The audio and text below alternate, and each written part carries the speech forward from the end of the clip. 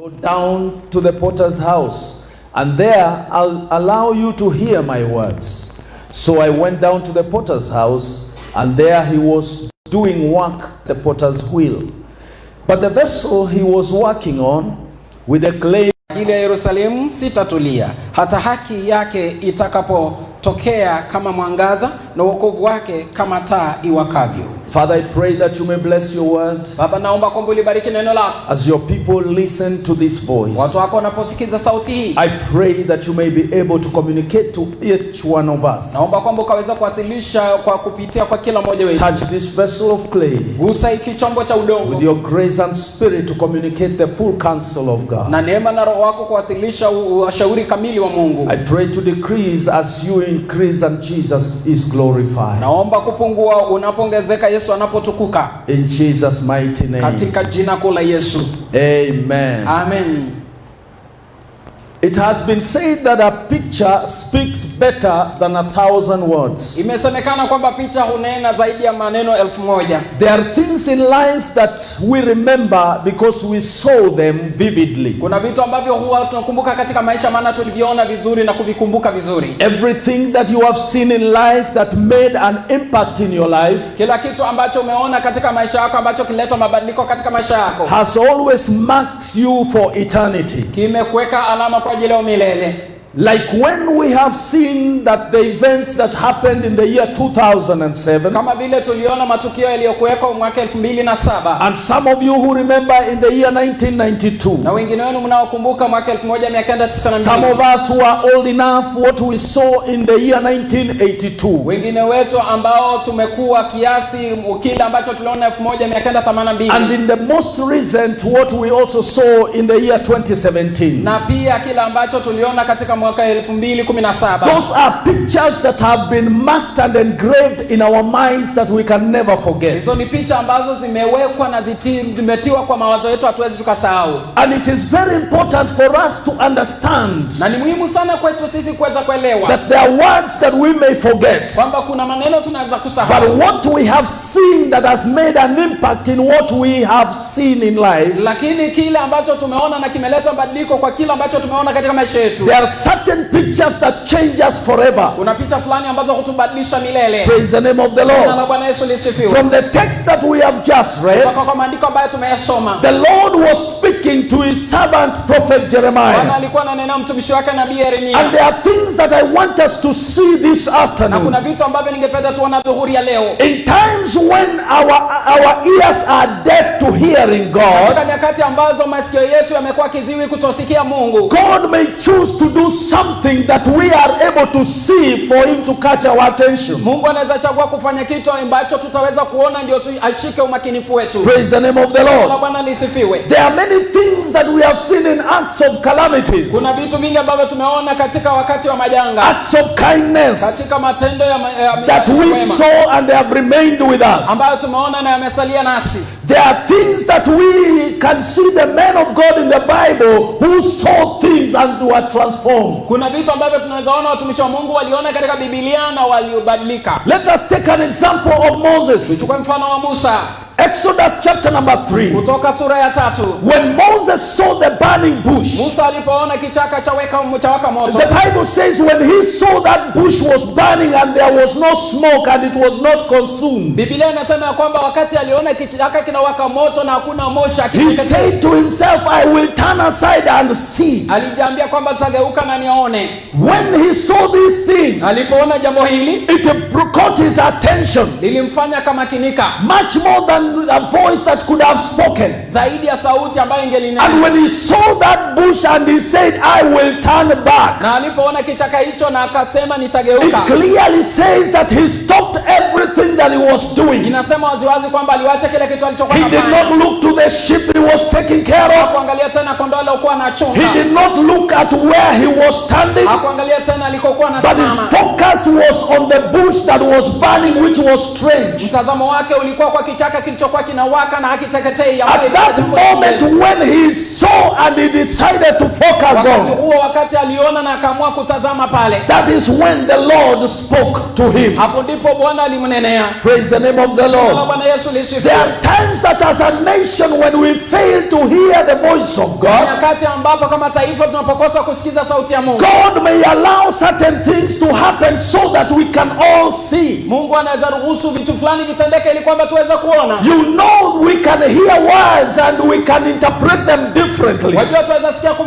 maneno na tutafsiri kwa njia tofauti. But when we see a picture, we can see it the way it is, whether we are learned or not. Lakini tukiona picha tutaiona jinsi ilivyo tu, tumesoma ama hatuna. And we can be able to to say exactly what we saw. Na tunaweza kusema kabisa tuliona nini. When Noah, another character, Wakati Nuhu mwingine, when God was speaking for over 100 years, wakati Mungu alikuwa amenena kwa miaka 100, zaidi ya 100. and he was speaking to the people, Alikuwa ananenea watu. and Noah was building the ark. Nuhu alikuwa anajenga safina. Noah was hearing God speak, Nuhu alikuwa anamsikiza Mungu akinena. and Noah was speaking to the Na Nuhu people alinenea watu of the impending judgment that would kwa come. ajili ya hukumu ambayo ingelikuja. But the people continued to laugh. Lakini watu waliendelea They kucheka. continued with their chaos. Waliendelea tu na fuja They zao. continued in their marriages, Waliendelea katika ndoa zao. continued in their Waliendelea celebrations. katika sherehe zao. But Noah could hear, Lakini Nuhu and angelisikia. Noah could tell, Na Nuhu but angelitambua. the people could not see Angesema lakini hao until wangeona. when the rain started to fall. Hadi wakati mvua ilianza kunyea. And when the people saw Na watu that walipoona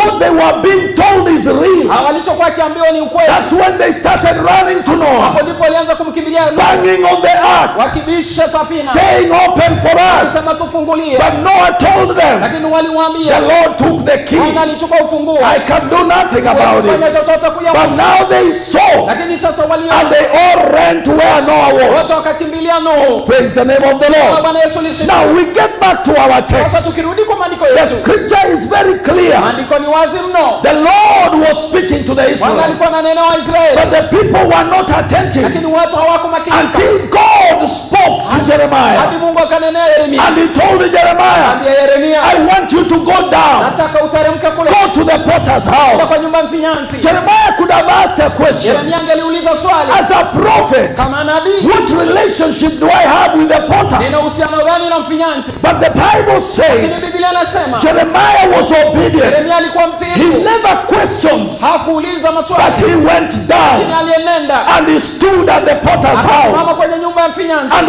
what interests me most Na kile ambacho naona zaidi is that Jeremiah did not just stand. ni kwamba Yeremia hakusimama tu. He went and he saw what was happening. Alienda na akaona kilichokuwa kitendeka. And he focused on what the potter was Na doing. akatazama kile ambacho huyu mfinyanzi The alikuwa potter anafanya. was very busy Mfinyanzi alikuwa na shughuli with a clay in hand, akitumia mikono, working at the wheel. akifanya kazi kwenye There gurudumu. is no conversation Hakuna maongeo between Jeremiah and the potter. katikati ya Yeremia na The mfinyanzi. potter was busy doing his Mfinyanzi thing, alikuwa anafanya kazi and yake. Jeremiah was watching. Yeremia akakuwa anatazama. As she was molding, Alipokuwa akifinyanga, he's molding his pot, anafinyanga tu. and Jeremiah is looking Na Yeremia with anatazama amazement. na He kushangaa. sees him Anaona making something, akitengeza kitu. and suddenly Ghafla he crashes the vessel. akakivunja tena. And I think Jeremiah must Na have nafikiri startled. Yeremia lazima alishtuka. He had seen a very nice vessel, Alikuwa ameona chombo kizuri. but suddenly Lakini the ghafla potter crashes it down, mfinyanzi akakiharibu. and he was like, "Ah!" Na tena akashangaa. And then the Lord speaks. Kisha Bwana akanena. Praise the name of the Jina Lord. la Bwana lisifiwe. And he asked Jeremiah a question. Akamuuliza Yeremia swali. Can't I do the way the potter is doing? Je, kwani siwezi fanya jinsi ambavyo mfinyanzi anafanya? Can't I do it with the nation of Israel? Siwezi fanya hivyo na taifa la The Israeli. same way the potter is doing, Jinsi ambavyo mfinyanzi and the anafanya. clay is not complaining. Na udongo haununguniki. Praise the name of the Lord. Jina la Bwana lisifiwe. As a young man Kama kijana in around 1981, karibu mwaka I had an 1991 opportunity nilikuwa na fursa to be able to go and see the potter at kuweza work. kuenda kuona mfinyanzi akiwa I kazini. was in a marketplace. Nilikuwa sokoni. Suddenly it started to rain, Ghafla kukaanza kunyesha. and everybody was taking cover. Kila mtu alikuwa anatoroka. We had been playing soccer, Tulikuwa tunacheza and when it rained, we ran We ran to where there was shelter. Kuliponyesha tukakimbilia mahali ambapo tutajikinga. It was raining heavily. Kulikuwa kunyesha sana. And we stood. Na tukasimama. Now apparently, inabainika, the potter continued to work. Mfinyanzi aliendelea kufanya kazi. And this was a lady in her dust coat. Na alikuwa mwanamke akiwa na nguo ya kufanya kazi. And everybody was watching through the windows. Na kila mtu alikuwa anachunguza through the wire mesh. Kupitia kwa ile sengenge. And I got curious. Na nikataka kujua. And I said, let me go see what people are watching. Nikasema wacha niende nione kila ambacho watu wanatazama. And when I went, nilipoenda, I stood. Nilisimama. And I saw this woman. Na nikaona mwanamke very busy. Akiwa na shughuli. Not talking to anybody. Ongelesha yote. Stepping on a wheel. Akikanyaga kwa and it is rolling. Na gurudumu la. And she was pressing the clay. Alikuwa anafinya ule udongo. She was pulling it up. Anavuta juu. Pressing it down. Kufinya tena. And I saw. Na nikaona. And I was captivated. Na nikataka kujua. And as she was pressing it, alipokuwa kifinya, she would just get hold of something. Angekamata kitu. She could pinch it. Angekamata kwa and then do this way. Na kufanya hivyo. Press again. Anaweka pull it up. Press down. Na kufinya. Pinch it. Throw something. Na anatupa kitu. And I got so curious. Na nikataka kujua. And I asked her. Na nikamuuliza, Mom, what is it that you are pinching and throwing? Nini unachuna na kutupa? She just smiled back at me. Alitabasamu tu. And everybody looked at me. Kila mtu akanitazama. I don't know what they were thinking. Sijui walikuwa wanafikiri nini. But I have a mind that is curious. Lakini na mawazo ambayo ya kutaka kujua. And she said, I will show you. Akasema nitakuonyesha. She pressed again. Akafinya tena. Pulled it up. Akavuta juu. Then pinched down. Kisha akapinchuna. And then she came to me. Akaniletea. And then dropped whatever she had pinched. Akangusha kile ambacho alikuwa amepincha. And told me, feel it. Akasema. And when I pressed, there was a small pebble inside. Nilipofinya kulikuwa na kajiwe ndani. And I said, na nikasema okay. It's a little stone. Ni kuna kajiwe. And she said exactly. Na nikasema that stone. Hicho kijiwe. If I go ahead and make a pot. Nikiendelea nifinyange tu chombo. That will be the point where the pot will break from. Hicho kijiwe hapo ndipo hicho chungu kitavunjikia. So I must make sure lazima nihakikishe that there is no stone there. Hakuna kajiwe pale. I said okay. Na nikasema ni so she went back in her work. Na akarudi kazini. And I continued to see. Na nikaendelea kumtazama. And she made several pots as I watched. Vyungu tofauti nikiangalia. With different styles. Na mtindo tofauti. Some were big pots. Nyingine kubwa. Others were small. Nyingine ndogo. Some small flower vases. Nyingine hata ni vyombo vya maua. And when I saw that, wakati niliona hayo, that image has never lost my mind. Hiyo picha haijapotea kwa I was not born again then. Sikuwa nimeokoka wakati but when I read this chapter, niliposoma sura hii, I began to understand. Nilianza kuelewa. Praise the name of the Lord. Bwana Yesu lisifiwe. That God places us on the pedestal. Kwamba Mungu hutuweka kwenye gurudumu. And as he puts us on that pedestal, anapotuweka kwa hicho he presses us down. Anatufinya chini. Continues to mold us. Anaendelea kutufinya. There are some of us who may remain there longer. Kuna wengine wetu watasalia pale kwa muda mrefu. There are some of us who will be done quickly. Kuna wengine watamaliziwa haraka. Depending on the assignment that God has got for you. Inategemea ile kazi ambayo Mungu amekuwekea. The duration of a big pot is longer. Muda wa jungu kuu ni mrefu. Praise the name of the Lord. Jina la Bwana lisifiwe. And as the Lord is making us, na wakati Bwana anatufinya, as he pulls out certain stones, anapotoa vijiwe, there are certain sins he may pull out of our lives. Kuna mbegu fulani ama vijiwe fulani ambavyo atatoa. Dhambi fulani. Hallelujah. Hallelujah. There are certain characteristics he may pull out of us. Kuna tabia fulani anaweza toa ndani mwetu, which are not befitting according to his assignment for us. Ambayo haingiani na kazi yake ndani yetu. Some of us may want to be made into a glass. Wengine wetu tunaweza kutaka tuwe but the assignment that God has for you, lakini kazi ambayo Mungu ako nayo kwa ajili yako, is for the pot, ni kwa chungu, so that he can place you on the fire. Kwamba kutia kwenye moto. A glass cannot be placed on fire. Bilauri haiwezi ukatiwa kwenye moto. And the pot may contain some things that need to be cooked in it. Kinaweza kuwa na vitu ambavyo vinahitaji kupikwa ndani. So God prepares according to different assignments. Mungu hutuandaa kulingana na kazi tofauti alizotupa. Hallelujah. Hallelujah. Now let me say this. Wacha niseme haya. Yeremiah, he obeyed the voice of God. Sauti ya Mungu. The command of God to go down. Amri ya Mungu ya kuteremka mpaka to pale where God was going to speak to him. kwenda mahali ambapo Mungu There are angemnena. times we may want God to speak to us Kuna nyakati ambazo nataka in a particular place, kwa mahali fulani, in a particular setting, katika mahali but fulani, in the real sense, lakini ukweli ni kwamba God wants you to see. Mungu anataka He uone, wants to speak to you in a picture form anataka pengine kukunenea kwa njia ya so picha, that you may never ili forget. kwamba usisahau. Oh, hallelujah. Hallelujah. That is why Ndio maana when Moses wakati Musa was being attacked by his brother and sister, alikuwa anavamiwa na nduguye na dada yake, the Lord appears and he talks to Moses, to Aaron and Miriam, Bwana alionekana na akaonekania Aroni na Miriamu, and he tells them, na akawaambia, for you, kwani nyinyi I speak to you in dreams. huwa ninawanenea katika You've ndoto, got to sleep so that I can talk to you. unahitaji kulala ndio niwanenee, Because even if I speak to you, kwa sababu hata you nikiwanenea will forget the words. utasahau maneno. But with Moses, Lakini na Musa he can understand me. anaweza kunielewa, I will talk to him face to face. nitanenea uso kwa uso. But for you, Lakini kwenu nyinyi pictures are enough. picha za You tosha. can never ask a picture a question. Hauwezi ukauliza picha swali, Hello?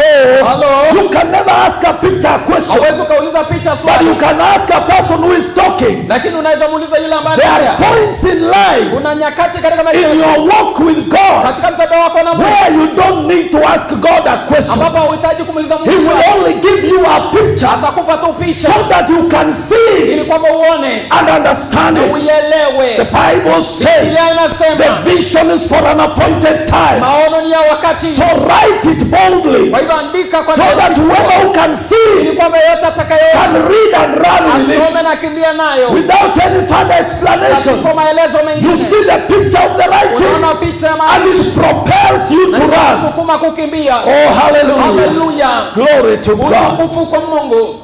Jeremiah obeyed Yeremia alitii and he went down na akateremka pale and he saw na akaona and he na heard. akasikia, And from na there, kutoka pale Jehovah began to speak Yehova akaanza kunena with him about what he had seen. naye kuhusiana na kile ambacho alikuwa amekiona. Now, I want you to know this. Nataka ujue haya, There is a reason why God was speaking kuna sababu ambayo ilifanya Mungu alikuwa ananena to this man. kwa huyu jamaa. He was to show him what Israel was going through. Alikuwa muonyesha kile ambacho Israeli walikuwa napitia.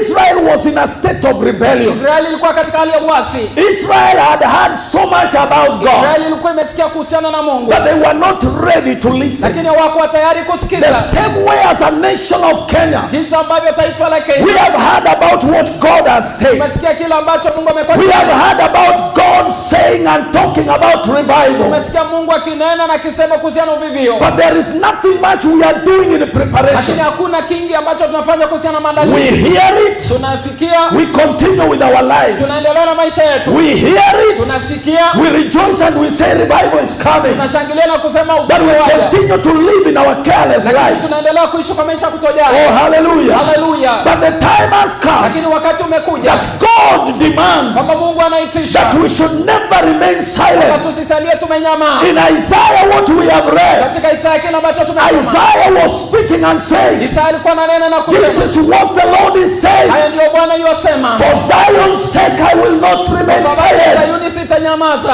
Hallelujah. Haleluya. For Zion's sake, I will not be Kwa silent. sababu ya Sayuni For sitanyamaza. Jerusalem's sake, I will not be Kwa quiet. sababu ya Yerusalemu But sitatulia. I will say Lakini something. nitasema kitu. I will do something. Nitafanya kitu. I will cause a movement. Nitasababisha I will cause a shift. nitasababisha uhamisho. Oh, hallelujah. Haleluya.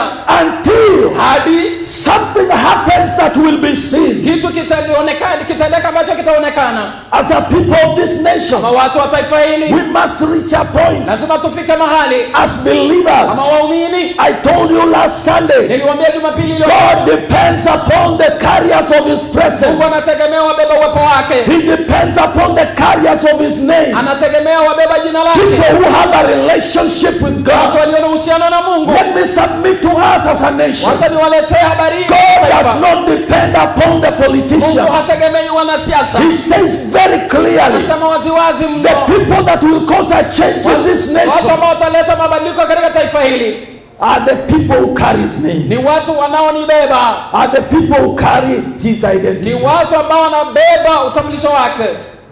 Hallelujah. Haleluya. They are the people who walk with His presence. Ni watu ambao wanatembea na uwepo wake. not politicians. sio wanasiasa. As a nation, we have manifested a very selfish character. Kama taifa tumeonyesha tabia ya kibinafsi mno. If there are people who are so selfish, they are the Kenyans. Iwapo kuna watu ambao ni wa kibinafsi mno, basi ni sisi wa Kenya. I'm also one of them. Nikiwa mmoja wao. We are very selfish. Sisi ni watu wa kibinafsi sana. We are very tribal. Ni watu wa kikabila sana. Hear me and hear me good. Nisikize na unisikize vizuri. As a voice of the Lord speaking to this nation, kama sauti ya Mungu inanena kwa taifa hili,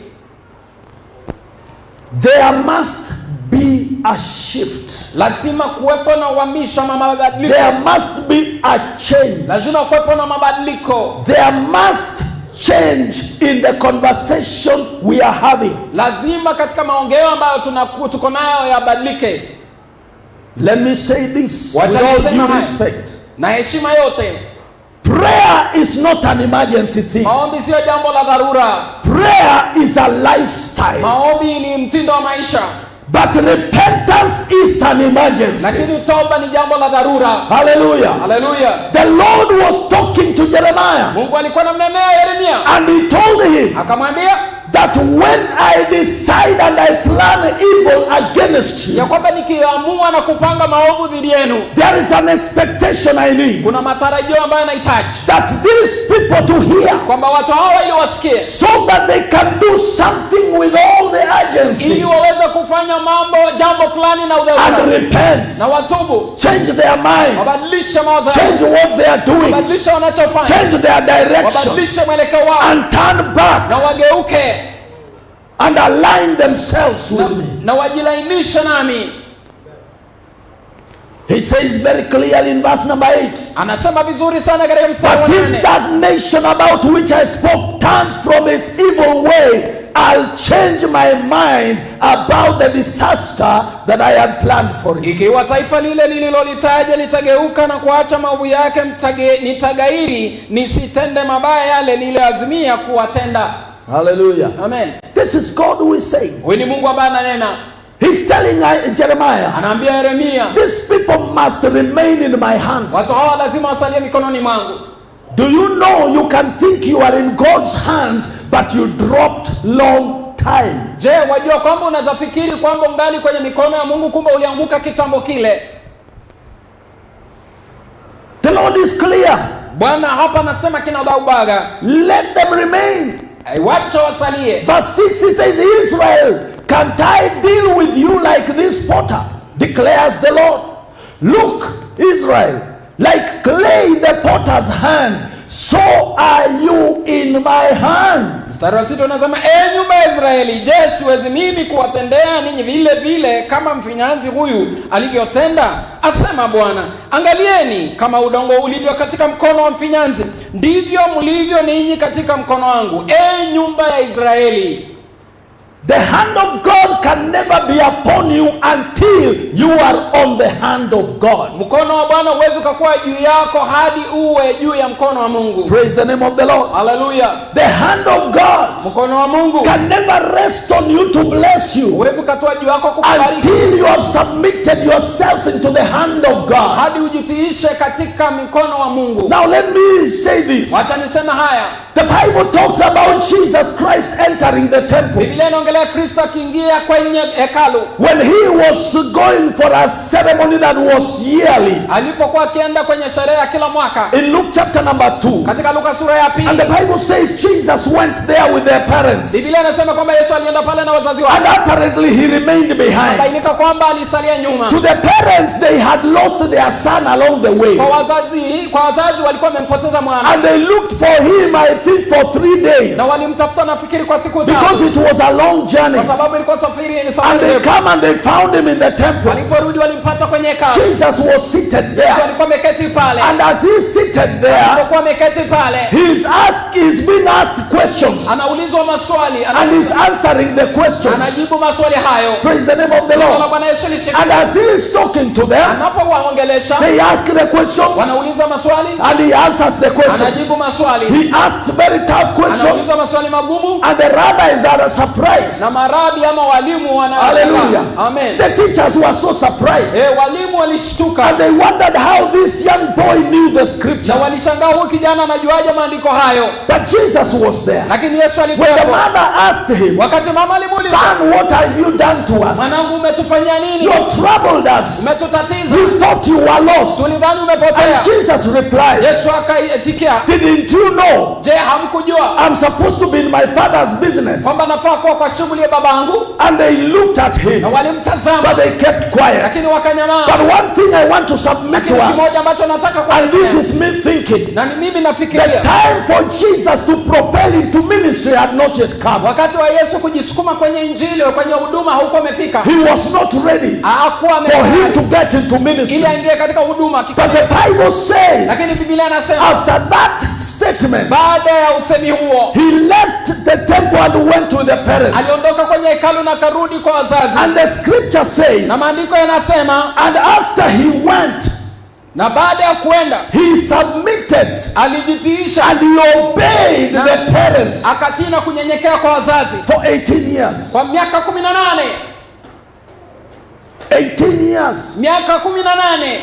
He's here saying, Ako hapa anasema, I am in my father's business. niko kwa shughuli ya But baba. the time for himself to be engaged in the business hasn't come. Lakini wakati wake wa kujishughulisha na hizo shughuli sasa haujafika. Just like the potter, Kama vile when mfinyanzi he's molding and pressing, ambaye anafinyanga na kufinya, you must remain lazima usalie for him to continue working on ili you. kwamba aendelee kukufanyia kazi. But where was Jesus in the 18 Lakini years? Yesu alikuwa wapi kwa hiyo miaka The 18? Bible says, Biblia let's inasema, go to the next verse. twende kwa huo mstari mwingine. Hallelujah. Amen.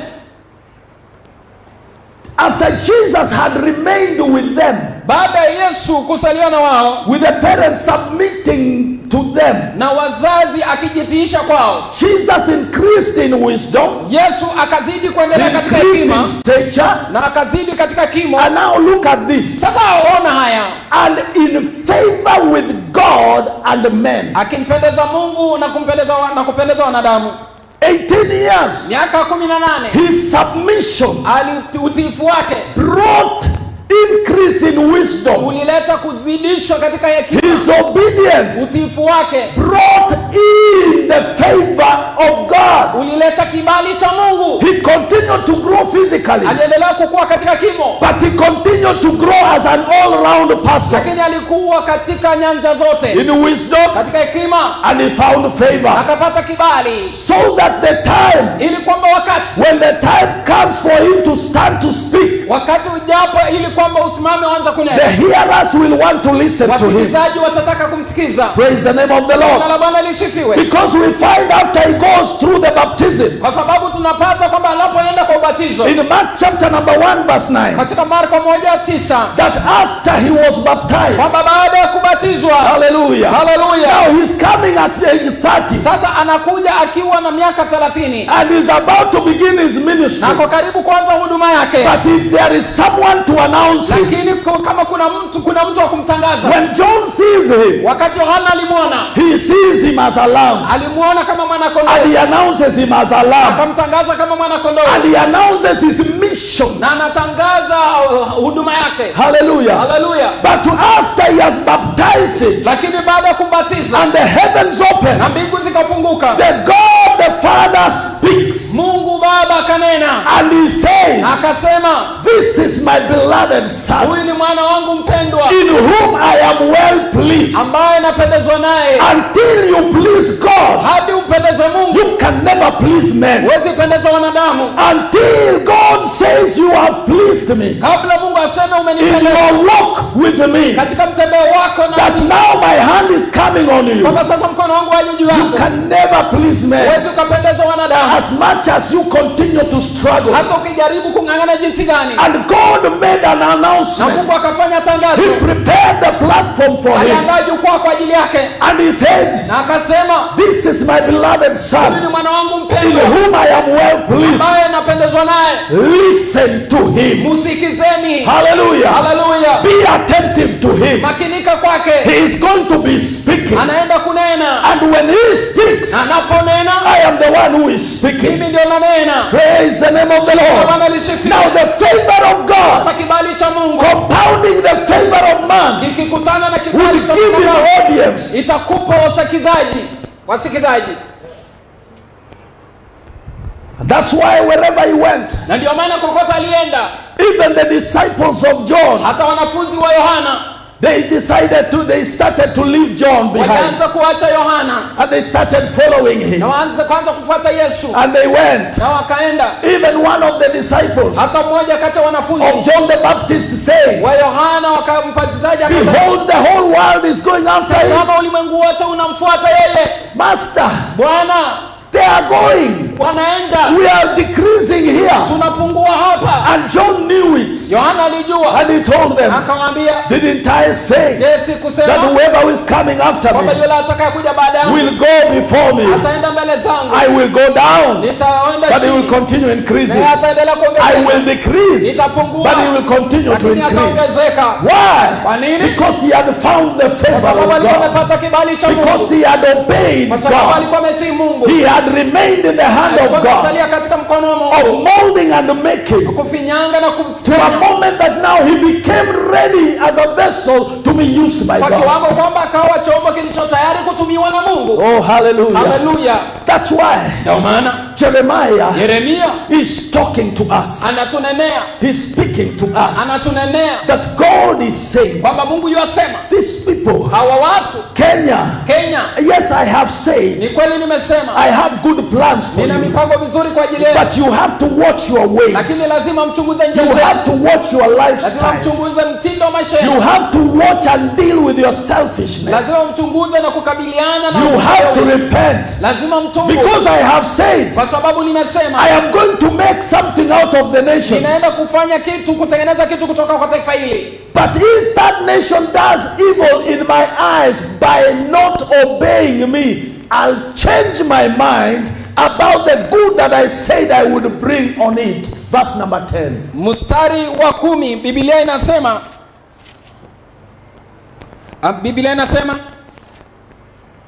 ikiwa watatenda maovu mbele za macho yangu, wasiitii sauti yangu, basi nitagairi nisitende mema yale niliyoazimia kuwatendea.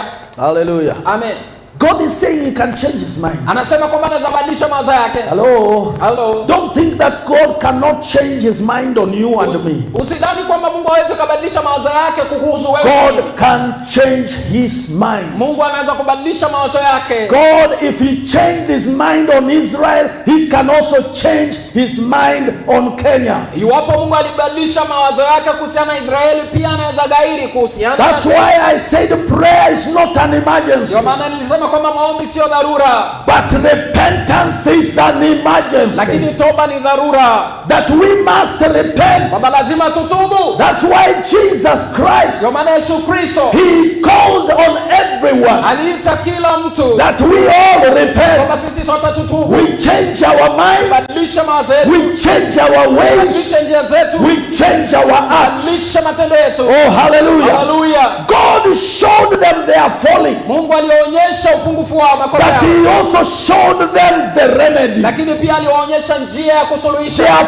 folly was not in submitting to Makosa God, yao ilikuwa hawakutii Mungu, but the remedy was for them to repent and submit. lakini suluhisho ilikuwa wao watubu na wajitiishe. At the same time, he showed them the Wakati consequences. huo huo alionyesha matokeo. If you don't change, Usipobadilika, then the consequences will basi come. kuna matokeo yatakayokuja. Oh, hallelujah. Haleluya. We must understand that God is sovereign. Lazima tuelewe kwamba Mungu ni mtawala. It is God who reigns over the nations. Ni Mungu ambaye anatawala juu ya mataifa. Psalm 22:28. Zaburi 22:28. It is God Almighty. Ni Mungu mkuu mwenyezi. For dominion belongs to the Lord. Maana utawala ni wa Bwana. And he rules over the nations. Na anatawala juu ya mataifa. The very leaders that we have, Wale viongozi tulionao, God has allowed them to be there as custodians. Mungu amewaruhusu wakuwe pale kama walinzi. But we must understand, Lakini lazima it tuelewe, is God Mungu who has dominion ndiye aliye na utawala over the nations. juu ya mataifa. He's the one who raises one up. Yeye ndiye anainua He's moja, the one who can bring another down. yeye ndiye anaweza angusha lingine. And he does not do consultation with anybody. Hatafuti ushauri kwa yeyote. Hallelujah. Hallelujah. That is why, Ndio maana as a nation, mataifa, you and I, wewe nami, we must not be silent. tusinyamaze. We must not keep silent. Lazima tusinyamaze. We must continue to talk to him Lazima tuongee na yeye who has dominion. ambaye ana When utawala. things are getting bad, Wakati mambo we yanaharibika, should not be talking to them, tusiwe but tunawaongelesha, talk to him. lakini tuongee na Mungu. Tell him, Father, Tuambie Mungu, things are not going right aendelee vizuri over this kwa nation. taifa hili. What are you going to do about Nini it? kuyahusu? And he has dominion. Na ana utawala. As he declares, he Anapotangaza, rules the nation. anatawala mataifa. And he rules in Na righteousness. anatawala katika haki. Oh, hallelujah. Hallelujah. Glory to God. Utukufu kwa Mungu. Proverbs 14:34 says, Mithali 14:34 nasema, righteousness exalts a nation, haki huinua but taifa, sin is a disgrace to any people. lakini dhambi ni aibu kwa watu wote. Righteousness Haki is the standard of God. ndicho kiwango cha Mungu. Righteousness Haki is walking in ni uprightness. kutembea katika kunyooka. It is what will exalt a nation. Hiyo ndio itainua taifa. Politics will not exalt a nation. Siasa haitainua taifa. In fact, politics messes a nation. Siasa huharibu taifa, Because politics, they say it is a very dirty game. kwa sababu siasa wanasema ni mchezo mchafu, And a game cannot be dirty unless the players themselves are dirtier. na mchezo hauwezi kuwa mchafu iwapo hadi wachezaji wenyewe wa wachafu So zaidi. no politician is clean. Kwa hivyo hakuna mwanasiasa msafi. Hello? Hallelujah. No politician is clean. Hakuna mwanasiasa They msafi. are all dirty Ni wachafu in the wote game of politics. katika mchezo wa That siasa. is why today Ndio maana leo they hii will cause us to fight. watatusababisha tupigane, And after we have fought na baada ya kupigana and slaughtered each na other, kuchinjana, they will be sitting somewhere watakuwa wameketi mahali taking a cup of tea wakinywa chai and saying, did you see na kusema, uliona how my people slaughtered your supporters? vile wa kwangu walichinja wa kwako, And they forget na that wanasahau is somebody's son and daughter, huyo ni mwana na binti ya and mtu, that is a Kenyan who na died ni Mkenya aliyokufa in the name for them. katika jina la kuwapigania. Righteousness Haki exalts a nation. huinua taifa. Only those who call the Lord out of a pure Ni heart wale tu wamwitao Bwana katika moyo are the wao ones that can shape the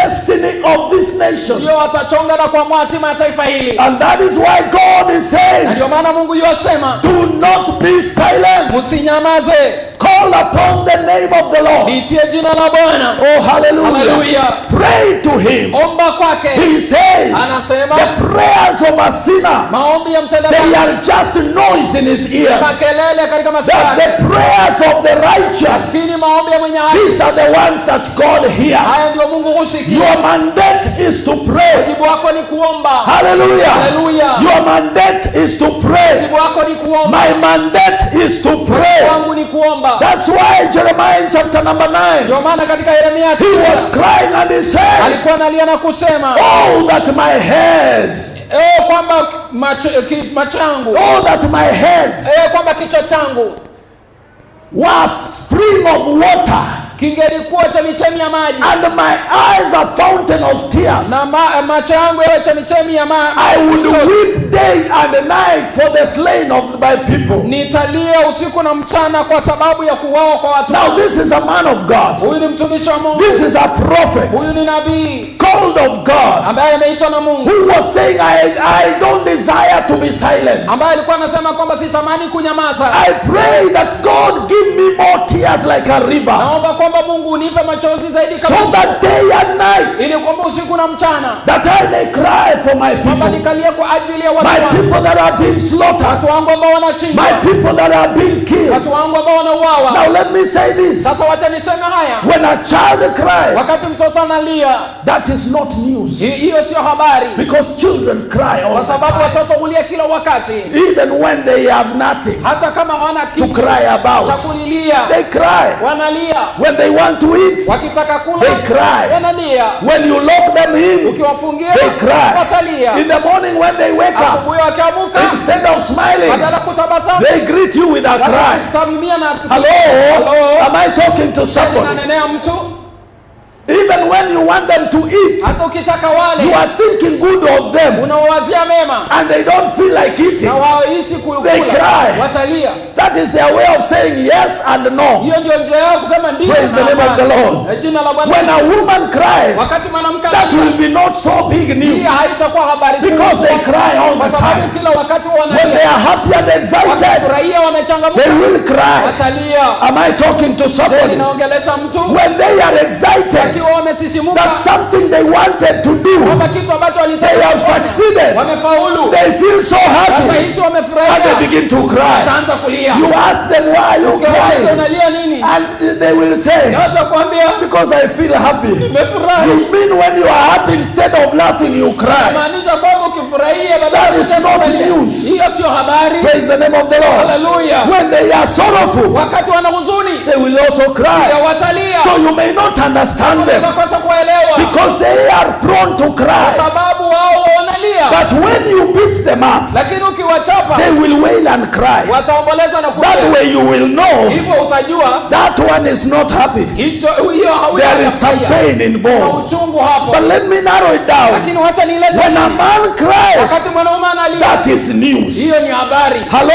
Hello? When a grown man cries, Wakati mwanaume amekomaa that analia, is news. hiyo ni And habari. especially an African man. Haswa sana mwanaume Mwafrika, Because we were raised up, kwa sababu tulipokuzwa told that men swallow their tears. ndio kwamba machozi Their cry is internal. wanaume ulilia ndani. Oh, hallelujah. Haleluya. I remember this. Nakumbuka And I haya. can identify with it. Ninaweza jitambulisha When naye. I got saved Wakati niliokoka in the early katika years, miaka hiyo as mapema, a young man, ikiwa as kijana, a radical, kama I kijana never used to cry. siku analia, I could fight, I ningelipigana, could be beaten, but I never cried. lakini sikulia. Oh, listen to me. Nisikize. But when I got saved, Lakini I nilipookoka, don't know what happened. sijui ni nini kilitendeka. I wept from noon Nililia kwa throughout the day, kwa mchana kutwa throughout the night. hadi usiku The kutwa. tears were flowing. Machozi yalikuwa yanatiririka. And even when they looked at Hata me, waliponitazama, my siblings and my ndugu parents, zangu na wazazi they wangu asked me, waliniuliza, son, what's wrong? mwanae tu unalia And I nini? could tell them I'm okay. Niliwaambia niko But sawa, I was busy with my lakini handkerchief. nilikuwa tu mimi It was all wet. kitambaa changu I was crying and naloa sweating machozi na kulia na all the way from church. kutoka Even kanisani, in the bus, hata katika I was paying the fare. nilikuwa nalipa na And the conductor could ask, na yule daladala aliniuliza, the conductor for KBS, utingo wa daladala akaniuliza, young man, are you okay? akaniuliza, And I could say yes. uko sawa, Where are you going to?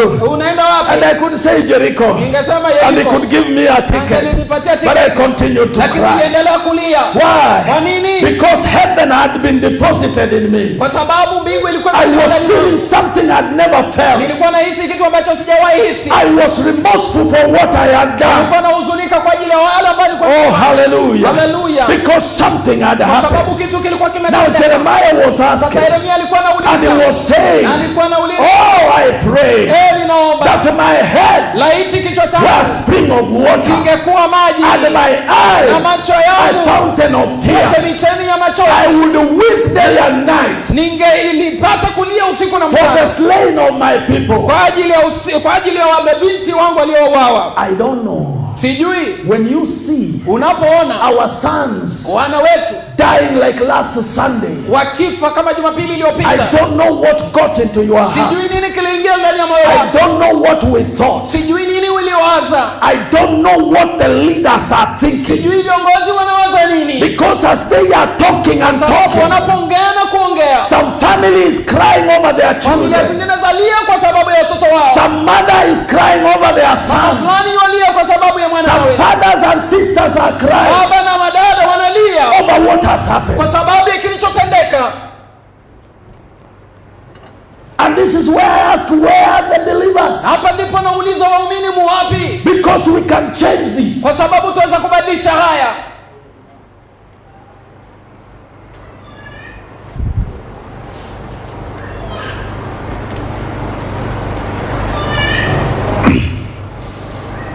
I don't know whether you are feeling what I'm feeling. Sijui wapo na hisi nachokihisi.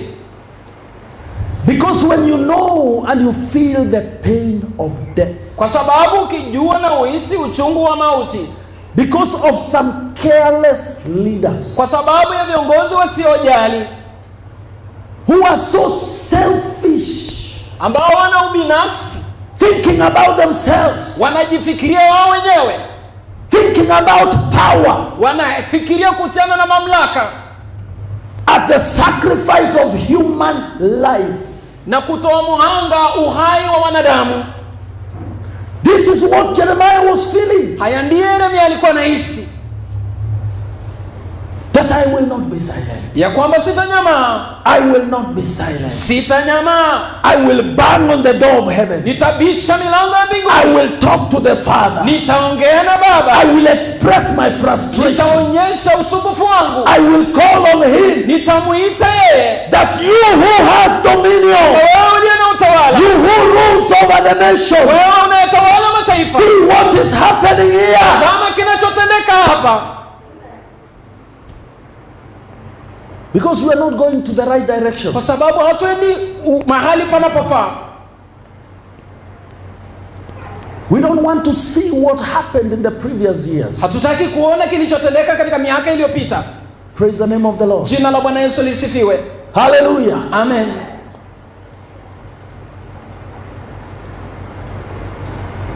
If there are people who are so tribal, they are the leaders. Iwapo kuna watu ambao ni wa kikabila kweli kweli, ni viongozi wetu.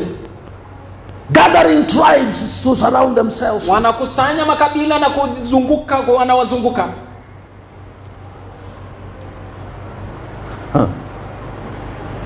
Hallelujah. Hallelujah. You don't need to be scared. Haustahili kutishika. This is direct from the kitchen of heaven. Hii ni moja kwa moja kutoka kwa jiko ya mbinguni. And there is nothing somebody can do about it. Na hakuna kitu mtu anaweza fanya kuyahusu. This is God's voice saying to Kenya. Hii ni sauti ya Mungu inanena kwa Kenya. It's time that we reformed and changed our ways. Ni wakati ambapo lazima tubadilike na kugeuza njia zetu. Sin is a reproach. Dhambi ni aibu. In this time that we are fighting the COVID pandemic. Katika nyakati hizi ambapo tunapigana na janga la COVID. And some have got the audacity to steal the money that is meant to fight the COVID. Na wengine wana ujasiri wa kuiba pesa ambazo ni za kupigana na hili janga. And I ask myself, najiuliza, did COVID go into their houses so that they can steal all that money into their house? Je, COVID iliingia kwenye nyumba zao ndio sasa wanaiba hizo pesa zote wajipiganie kwa nyumba zao? Even a fool can ask himself such a question. Hata mpumbavu yaweza kujiuliza swali kama hilo. Stealing in terms of billions. Naiba katika mabilioni. And all that remains on us is the distancing. Na hand washing. Ile inatubakia ni kuosha mikono na kuweka distance na kuvalia barakoa. And the money was coming for masks. Na pesa zilikuwa zinakuja kwa sababu ya barakoa. Sanitizers. For testing. Na kuchunguza. And for helping those who would be caught by the disease for treatment. Na kusaidia wale ambao watashikwa na hilo gonjwa ili watibiwe. And somebody somewhere steals them. Lakini mtu anaamua kuiba. Unless you repent, usipotubu, you will perish. Utaangamia. They don't know what they have done. Hawajui They walichokifanya. have invited the curse of God into their own house. Wamealika laana ya Mungu They katika have nyumba zao. invited the curse of God into their generations. Wamealika laana ya Mungu katika They have vizazi vyao. invited the curse of God into their marriages. Wamealika laana ya Mungu They katika have ndoa zao. invited the curse of God into their clans. Wamealika laana ya And whoever they shall eat that money with. na wale watu ambao watakula na Hear the voice of God. sikiza sauti ya Mungu.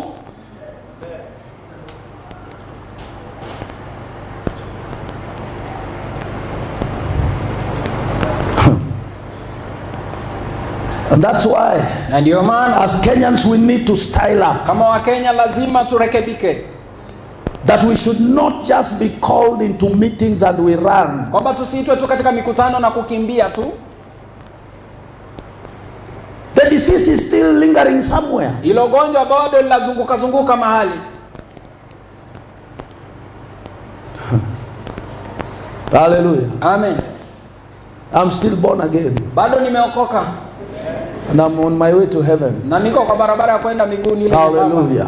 Amen. But I must say what the Lord put in my heart. Na lakini niseme kila ambacho Mungu anatia moyoni mwangu. The fear of man casts a snare. Kumwogopa mwanadamu huweka mtego, But the fear of God, lakini kicho cha Mungu it brings honor. huleta It heshima, elevates. huinua, It brings a good relationship with huleta God. uhusiano mzuri na Mungu. Hallelujah. Haleluya. I will not stay silent. Sitanyama. The Bible declares, Biblia inasema, if God himself has said in Isaiah 62:1, iwapo Mungu mwenyewe amesema katika Isaya for the sake 60 of Zion I will not be silent. kwamba kwa ajili ya Sayuni For the sitanyamaza, sake of Jerusalem I will not be na silent. kwa ajili ya Yerusalemu sitatulia. Oh, hallelujah. Haleluya. God is speaking. Mungu yuanena Until the righteousness hata haki yake, of Kenya, haki ya Kenya, until the righteousness hata haki of Kenya shines like the dawn. ya Kenya itakapotokea kama mwangaza. Hallelujah. Haleluya. Her salvation like a blazing torch. Na wokovu wake kama tai wakaya. Oh, we need to continue praying Tunahitaji kuendelea that kuomba the salvation of kwamba God wokovu wa Mungu will come on us. utakuja juu That the yetu. salvation of God, the deliverance of God will come down on us Ya chini kwa as a people of Kenya, as a nation of Kenya. We need to cast away this reproach. Tunahitaji kuondoa hii aibu. Let me tell you something. Wacha niwaambie kitu. You know, Kenya, we are known to be the most corrupt. Wajua Kenya tunajulikana kwamba sisi ndio wafisadi zaidi. Our league in corruption is up there. Kiwango chetu cha With other ufisadi ni nations juu. that don't know God yet, we claim to know God. Tuko kwa kiwango cha wale watu ambao hawajui Mungu lakini tunajidai kwamba tunamjua Mungu. When you travel in other nations, Ukisafiri kwenda kwa mataifa mengine, and when they see you, wakikuona, they see your passport. wanaona pasipoti You are yako, from Kenya. They begin to examine it. wanaanza kuichunguza, They check it. They wanaangalia, look at it. wanaitazama, Put it on a scanner wanaiweka to kwenye make sure that it is real. kuhakikisha kwamba sio gushi, Because we are known to be forgers, kwa sababu sisi ni wanagushi, tunajulikana Corrupt. kufanya ugushi, thieves, wezi, wafisadi, wezi, people who don't care. They don't care about what they are stealing. watu wasiojali na hawajali wanaiba nini. Hivyo ndio tutajulikana. Hata viazi ya mtoto mdogo wataiba tu. Taki kujua. Umepewa ulishe mtoto, alafu mtu anakula tu na anapakapaka mtoto kwa mdomo. Nasema ameshiba na yeye ndiye 90%.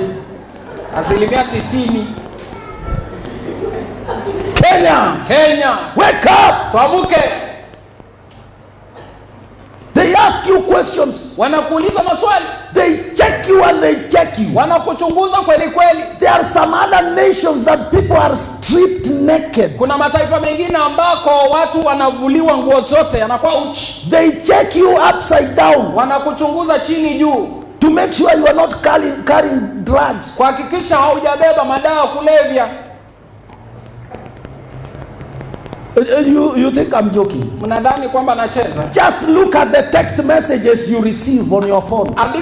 Angalia tu jumbe ambao unapokea kwenye simu yako. Tuma kwa hii namba. Tuma kwa hii namba. Ile ingine iko na shida. Ile ingine iko na shida. Unatuma nini? Unatuma nini na wapi? And they are sending you from committee. na wanakutumia na wako kamiti. How do they get the phones in the prison? Huwa wanapataje simu katika jela kule tena kamiti?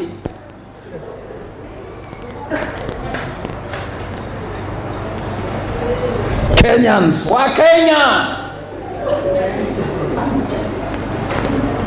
Bishop, umetuingilia sana. Hapana, I'm telling you the truth. Askofu, umetuingilia sana la. But the solution is there. Lakini suluhisho lipo. The Bible says Biblia inasema God shows us our folly. Mungu hutuonyesha makosa yetu. And he shows us our remedy. Na pia hutuonyesha suluhisho ya kusuluhisha.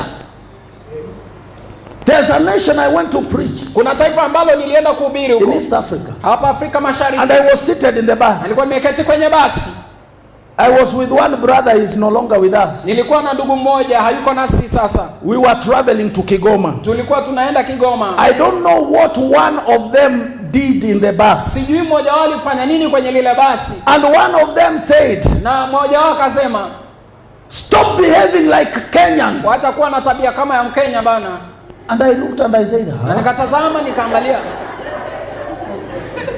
And they talked a lot of trash that I did not even want to say here. Waliongea takataka nyingi ambazo siwezi nikasema hapa. And then I felt in my heart and I said, Lord, na nikahisi katika moyo wangu is this the way our neighbors perceive us? Je, hivi ndivyo majirani wetu hutuona? Because of what our leaders are doing back there. Ya kila ambacho viongozi wetu wanafanya. The corruption, ufisadi, the stealing, wizi, the forgeries, kufanya stakabadhi gushi. And the thieves continue to be honored and be given offices. Na wezi wanaendelea kuheshimiwa na kupewa ofisi kubwa. It's as if stealing is a qualification for you to ascend to a higher office. Ni kana kwamba kuiba ndio kitakufanya uibe. God help Kenya. Mungu saidia Kenya. Another time we were with my wife Reverend in a neighboring country. Wakati mwingine tulikuwa kwenye nchi ya jirani hapa na kasisi. When the elections had been nullified and there was going to be a repeat. Wakati kura zilikuwa zimefutiliwa mbali na kungekuwepo sasa na marudio. And we are in this church. Na tumo katika hilo kanisa. We have preached, was it 3 days? Tumehubiri siku 3. And then we are listening to news. Kisha tunasikiza hapa. Because our children were here. Kwa sababu watoto wetu. And we were really concerned. Na tulikuwa na haja sana kujua. And equally the pastors there. Na wachungaji pia kule. They were so concerned. Walikuwa na haja sana. And one of them stood and he said in the service. Na mmoja wao alisimama katika ibada na kusema, we need to pray for Kenya. Tunahitaji kuhubiria Kenya. Because what is happening there. Kwa sababu kila kinatendeka huko. Is not so good. Sio kizuri. We need to remember them. Tunahitaji kuwakumbuka. We have the servants of God here. Watumishi wa Mungu hapa. But in their country. Lakini katika nchi yao. Let's pray. Tuombe. So that there is peace. Ili kwamba kupatikana amani. Because if there is no peace. Kwa sababu kukikosa amani. These people will run to our country. Watakimbilia hapa kwa nchi yetu. And when they come to our country. Na wakikuja kwa nchi yetu. They will grab all our land. Watachukua mashamba yetu. So please let's pray. Tuombe. And we are seated there. Na tumeketi pale. On the platform. Kwenye jukwaa. And the man of God is here. Na mtumishi wa Mungu and he's saying this. Na anasema haya. And then they turn to us and they say, Bishop. Wanatugeukia na kusema askofu. And Reverend. Na kasisi. We are praying for you. Tunawaombea. It shall be well. Itakuwa vizuri. Kenya. Kenya. Sin is a reproach. Dhambi ni aibu. We may just read it on text. Tunaweza soma tu kwenye ujumbe mfupi. But I want you to know. Lakini nataka ujue. As a people that we have traveled around the countries. Kama watu ambao tumesafiri kwa nchi tofauti. That what they say about Kenyans. Kwamba kila ambacho wanasema kuhusiana na Wakenya. Is not so pleasing. Sio kitu kizuri. Because of the sin that has been committed in this land. Kwa sababu ya dhambi ambazo zimetendwa katika nchi hii.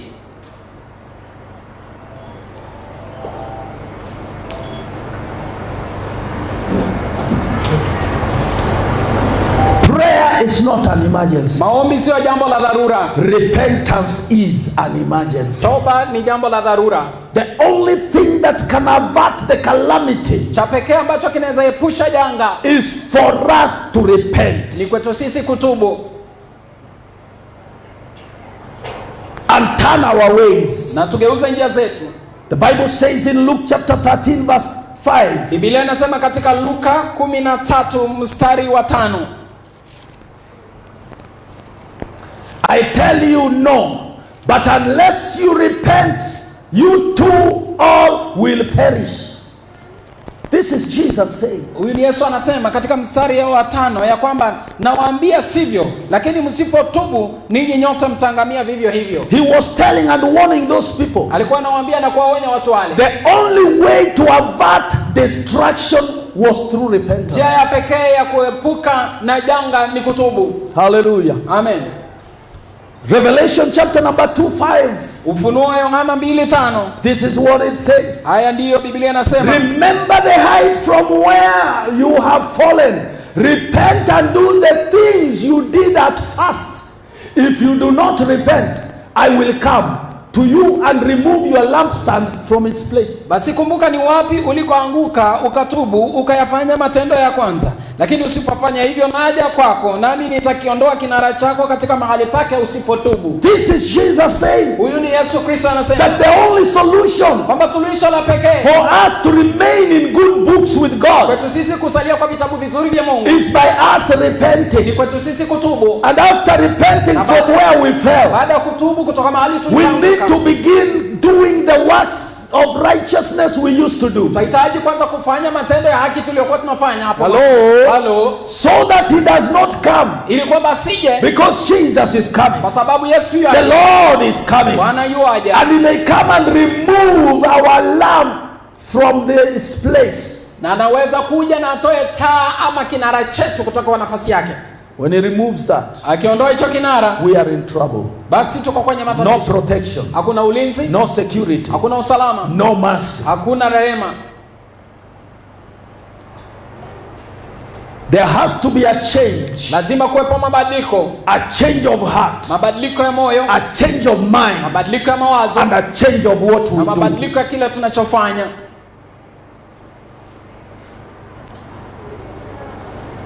People must heed to the warning and change. Lazima watu wasikize onyo na wabadilike. People must turn away from their evil deeds. Watu lazima wabadilike na kugeuka kutoka kwa njia zao. People must mend their ways. Watu lazima warekebishe njia zao.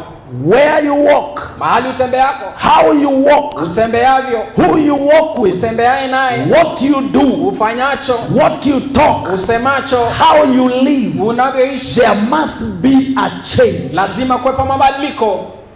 Repentance is not just a matter of word or words. Toba sio tu neno ama maneno. It must be a lifestyle. Lazima uondoe mtindo wa maisha.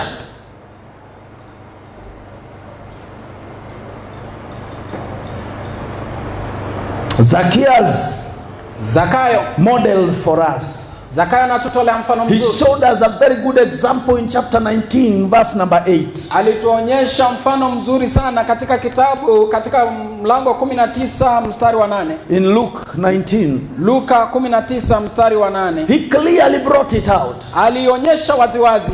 Zacchaeus is a model of our current day-to-day leaders. Zakayo ndio picha kamili ama mfano mzuri wa viongozi wetu wa sasa.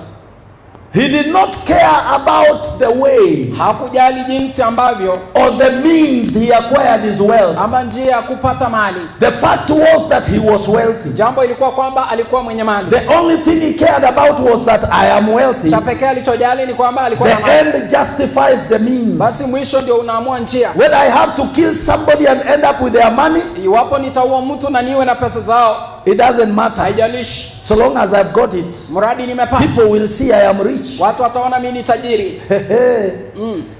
But one thing he says, Lakini kimoja anachosema, after the Lord came to his house baada ya Bwana kuja kwa and nyumba he yake, sat at the table with him akaketi kwenye meza naye, and he saw, he felt convicted. na akaona kashawishiwa. He went to where he had hidden his money. Alienda mahali alikoficha pesa zake. You know, nobody could have known where he was hiding his Wajua money. hakuna yule ambaye angelijua mahali I don't know alikoficha if pesa. even his wife, whether she knew. Sijui hata kama mke wake alijua.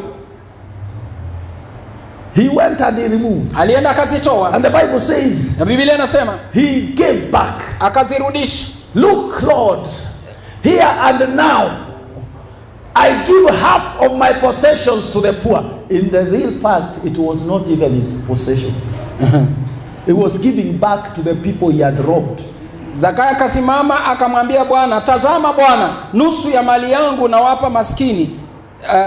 Hata hazikuwa ni pesa zake, haikuwa mali yake, maana alikuwa amenyang'anya. And if I have cheated anybody out of anything, I will pay back 4 times the amount. Nawapa maskini, na ikiwa nimenyang'anya mtu kitu kwa hila, namrudishia mara 4. He was willing to repay back. Alikuwa tayari kurejesha. He was ready to give it back. Alikuwa tayari kurudisha.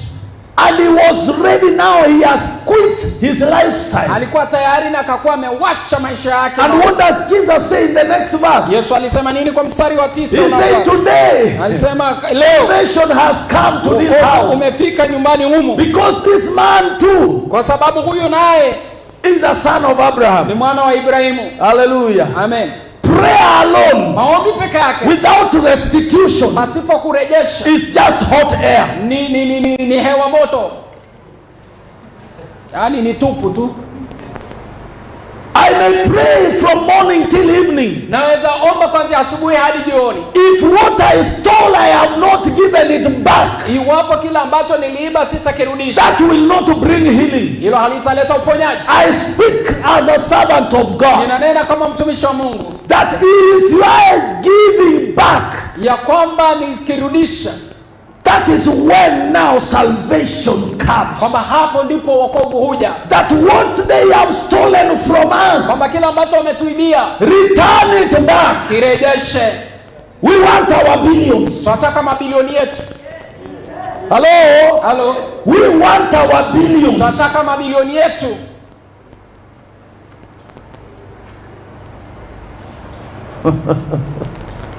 Hallelujah. Amen.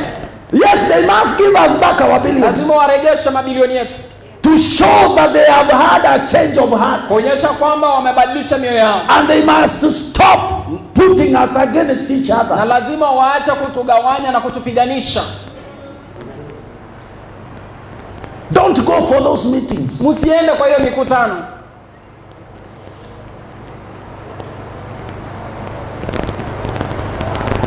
Zacchaeus repented. Zakayo alitubu.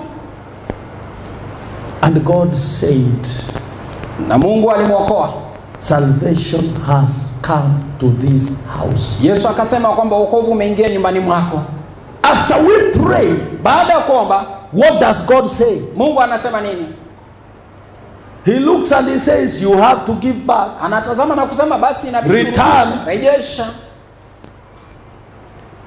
We can never baptize God with prayer, neither can we blind him with prayer. Hatuwezi tukabatiza Mungu na maombi, wala kumdanganya, kumpofusha na maombi. Praise the name of the Lord. Jina la Bwana lisifiwe. So long as we are praying and we are holding on to sin, mradi tu tunaomba na tumeendelea kushikilia ile dhambi, it doesn't go anywhere. Hayaendi mahali. God never hears it. Mungu asikii. The prayer of a sinner is just but noise. Maombi ya mwenye dhambi ni makelele mbele za Mungu. We must change our heart. Lazima tubadilishe. The Bible says, when Daniel was praying, wakati Daniel alikuwa na and he was interceding, na alikuwa anafanya uombezi, and he was repenting his sin and the sin of his people, na alikuwa anatubu dhambi zake na dhambi za watu wake, there was an effect. Kulikuwepo na it was felt in heaven. Kulikuwepo na athari, and there was a change on earth. Kulikuwepo na mabadiliko hapo. God depends upon you. Mungu anakutegemea wewe. The carrier of God's presence. Mubeba uwepo wa Mungu. The carrier of God's name. Mubeba wa jina la Mungu. That we are the people to deliver this nation. Kwamba sisi ndio tutakomboa taifa hili. Oh, hallelujah. Hallelujah. We can do something about it. Kufanya kitu kuyahusu. We can pray. Twaweza kuomba. And the one who has dominion, na yule aliye na utawala, who rules over the nations, atawalaye juu ya taifa, will give us leaders who are qualified by him. Atatupa viongozi ambao wamehitimu kwa men and women who fear God. Wanaume na wanawake wanaomcha Mungu. Hallelujah. Hallelujah. Now let me finish with this. Wacha nimalize na haya. Now Jeremiah wept. Yeremia alienda. He wept for the nation. Alilia kwa ajili ya When taifa. you read in Jeremiah chapter number 9, Ukisoma Yeremia sura ya 9, I think from verses number 20 onwards, kila mstari wa 20 kuendelea, there Jeremiah was crying and saying, ambapo Yeremia alikuwa analia na oh women, enyi wanawake, hear the word of the Lord. sikize neno la Bwana. Open your ears Fungueni masikio to yenu the words of his kwa mouth. maneno ya kinywa chake. Teach your daughters how to wail. Fundisheni mabinti wenu jinsi ya kuomboleza. Teach one another to lament. Fundishaneni kuomboleza. And he's the one who was saying, Na ndiye alikuwa anasema, who will call for us the wailing nani women, atatuitia wanawake waombolezaji, so that they may come and ili wail, kwamba waje waomboleze, so that they may come and ili cry kwamba waje kulia and mourn for us, kuomboleza kwa ajili because our kwa sons, sababu wana wetu, because our kwa children sababu wana wetu have been killed. wameuawa. The enemy has gone through the window. He has gone after our sons Ameendea wana wetu and he has killed them. na amewaua. There is one thing Kuna kitu kimoja that I have seen ambacho ninaona about women who mourn, kuhusiana na wanawake waomboleza, especially where there is death. haswa mahali kuna mauti. If you are there, Iwapo uko pale, however hard you may be, hata uwe mgumu kiwango when gani, these women begin to hao wail, wanawake wakaanza kuomboleza, I'm talking not about the professional mourners. siongei kuhusiana na waombolezaji wa kulipwa. There are those who wail, Kuna wale ambao who have been hit by that death. ambao wamegongwa na yale When mauti, they mourn, wakiomboleza you will just cry, lazima utalia, because you look at kwa them, sababu the ukiwatazama way they are crying, jinsi it wanavyolia is coming from inside. yatoka ndani mwao. Oh, hallelujah. Hallelujah. This is what God Haya wants. ndio Mungu That anataka, as a son, kwamba kama as mwana, the bride of kama bibi Christ, harusi wa Kristo, the bride of bibi Christ, harusi wa Kristo, that you can mourn kwamba unaweza omboleza like kama Jeremiah, Yeremia, that the river kwamba mto that is stored in your head uliopo kwenye kichwa chako because of what you kwa have sababu seen kile ambacho umeona will cause others utasababisha to wengine begin to mourn, kuanza will kuomboleza, soften even the very hardest heart, utafanya hata mioyo migumu kuwa miepesi, that they may be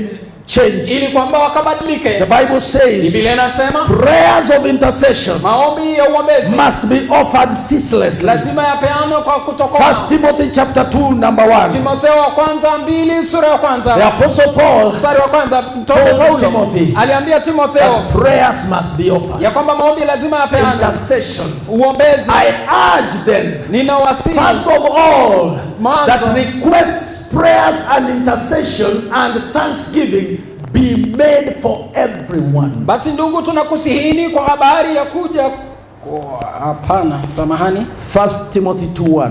Basi kabla ya mambo yote nataka dua na sala na maombezi na shukrani zifanyika kwa ajili ya watu wote. We must pray. Lazima tuombe. Jesus himself prayed. Yesu mwenyewe aliomba. Hebrews 5:7. Waibrania You can 5:7. just write that and go and read at home. Unaweza andika tu hiyo alafu The utaenda Bible kusoma. says Jesus as a man offered prayers with tears. Biblia inasema kwamba Yesu Kristo akiwa mwanadamu alipeana maombi kwa machozi. Hallelujah. Haleluya. With loud cries, Na vilio vya sauti, tears, machozi to the one who could save him from death. kwa yule ambaye angemwokoa kutoka kwa mauti. And he was heard because of his reverent submission. Na alisikika kwa sababu ya utiifu wake wa hali ya We juu. must submit. Lazima tujitishe. Prayer is humility before God. Maombi ni unyenyekevu kwa Mungu. Prayerlessness is pride. Kutokuomba basi ni kiburi. And we must pray as a people. Na lazima tuombe kama watu. Hallelujah. Haleluya. Isaiah 22:4. I don't want to keep you any longer. Isaya 22 mstari wa 4. Sitaki kuendelea Therefore I kuweka. said, turn away from me. Let me weep bitterly. Do not try to console me over the destruction of my people. Biblia inasema Isaya 22 mstari wa 4. Kwa sababu hiyo nasema, geuza uso wako usinitazame, nipate kulia kwa uchungu, usijishughulishe kunifariji kwa ajili ya kuharibika kwake binti ya watu wangu. We must refuse to be comforted with enticing words. Lazima tukatae kufarijika kwa maneno mazuri ya kuvutia. And we must look at the real thing. Na lazima tuangalie mambo halisi yalivyo. The real thing is that our sons have died and continue to die. Jambo halisi lililopo ni kwamba wana na mabinti wetu wameendelea kufa na wamekufa. But we must purpose and say it ends. Lakini lazima tukusudia na kusema kwamba yaishie pale. We will do something about it. Tutafanya jambo kuyahusu. We will not remain silent. Hatutasalia tumenyamaza. We will pray. Tutaomba. We will intercede. Tutafanya uombezi. We will call on God. Tutamuita Mungu. Whether it means praying out certain leaders, we must do so. Hata kama itamaanisha tuombe ili kwamba viongozi wengine waondoke, lazima tutafanya hivyo. Hallelujah. Hallelujah. That we have the power. Lakini kwamba tuko na nguvu. On our knees. Kwa magoti. We are more powerful. Tuna nguvu zaidi. Than any mighty leader. Kuliko kiongozi yeyote mkuu. On our knees. Kwa magoti yetu. We can shake anything. Tikisa chochote. If we can shake the kingdom of darkness iwapo tunaweza tikisa ufalme through prayers, kupitia kwa maombi, how much more the kingdom of humanity? Je, jinsi gani itakuwa kwa ufalme wa mwanadamu? We can shake it. Lazima tutatikisa in the mighty name katika of jina kuu la Yesu Kristo. Let's rise up together. Hebu tusimame pamoja. We must rise up. Lazima tusimame. We must shake. Lazima tutikise this nation in prayer. Ili taifa kwa maombi. Oh, hallelujah. Hallelujah. We must continually lazima tuendelee seek God kumtafuta Mungu through intercession, kwa uombezi, through petition, kupitia kwa sala, through spiritual warfare. kupitia kwa vita vya yes, we must battle it. Lazima we will not be silent. Tunaweza kuwa tu oh, I don't know whether I'm talking to somebody. Kama ninaongelesha mtu. We must decide. Lazima tuamue. We must say, lazima tuseme, I refuse to remain silent. Nakataa kusalia kunyamaza. I will not keep silent. Nakataa kunyamaza for the sake of this nation. Kwa sababu ya taifa hili. Oh, hallelujah. Hallelujah. Because yesterday kwa sababu jana it was somebody's son. Ilikuwa ni mwana wa mtu mwingine. Tomorrow Kesho we don't know whose son it will be. Mwana wa nani atakayewa. It may be my son. It may be your son. It may be your daughter. You don't know. Haujui. And that is the urgency na huyo ndio that we must decide kwamba lazima tuamue that I am going to engage in kwamba that. nitajiingiza I am going to pray. Nitajiingiza katika not maombi. Cosmetic prayers. Sio maombi ya kujifanya. But intentional. Lakini maombi ya deliberate. Maombi ya and spiritual warfare. Na vita vya taking on the whole armor of God. Chukua silaha so that we may be able to stand when the days of evil come. Father, we stand in your awesome presence. We stand in your awesome presence. We stand in your awesome presence. We are declaring today. We are purposing today. In the mighty name of Jesus. You have placed us in this nation. You have placed us in the land called Kenya. We are standing, my Father, in the mighty name of Jesus. Arising, O Lord, just as you commanded Jeremiah to arise and go into the potter's house, O God. We are arising today. We are purposing, O God, to go into your presence, to allow ourselves to be in your hands in the name of Jesus. That you may make us, my Father, that you may mold us, O God, to be what you want us to be in the mighty name of Jesus. Father, we are refusing, we are rejecting every corrupt spirit, every spirit of corruption, every demon of corruption that has indwelt our leaders, every demonic force. My God and my Father, do not let them have peace. Whoever who is practicing corruption, whoever who is stealing, my Father, whoever who is killing our sons, Lord, we are declaring, let there be no peace. We withdraw your peace from them. Lord, your word declares there is no peace for the wicked, but the righteous, they are as bold as a lion. We are praying, my Father, because righteousness exalts a nation, but sin is a reproach. We pray, dear Lord, in the mighty name of Jesus, let your presence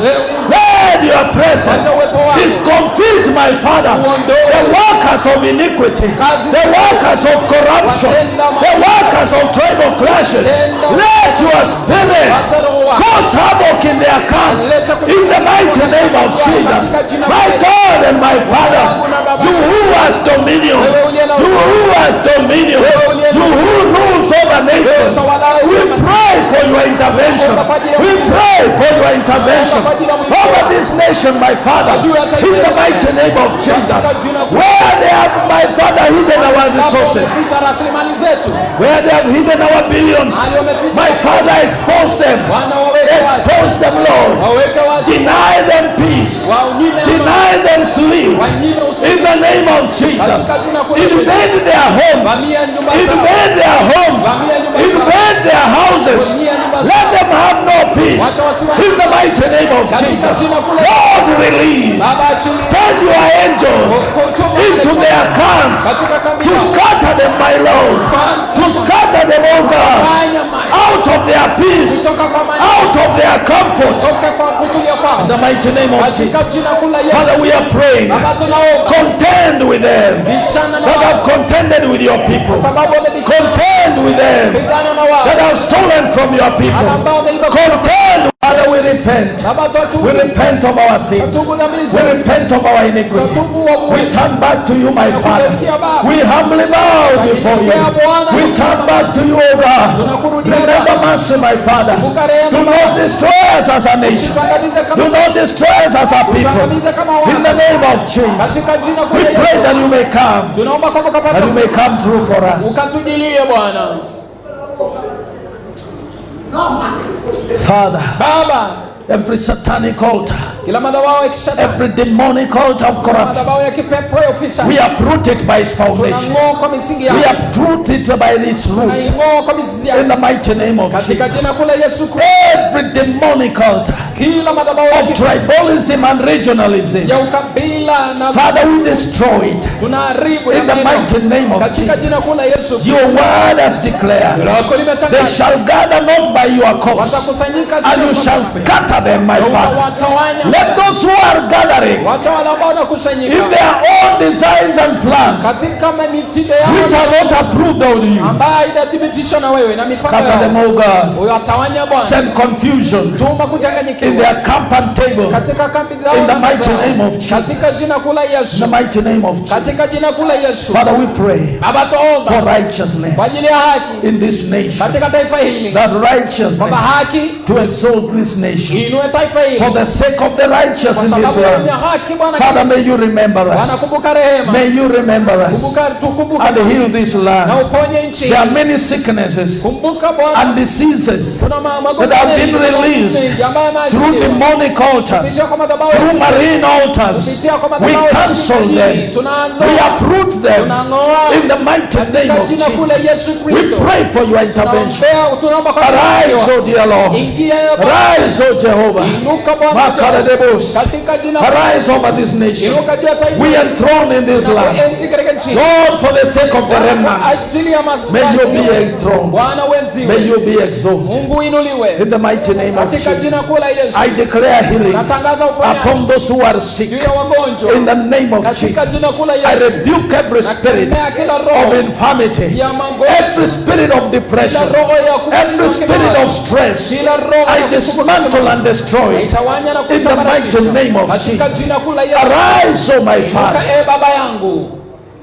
and show yourself strong on behalf of your people. Holy Father, I pray for the church of Christ, the bride of Christ, that it may continue to be purified, that it may continue to be purified as we await your return, as we await your coming. In the mighty name of Jesus.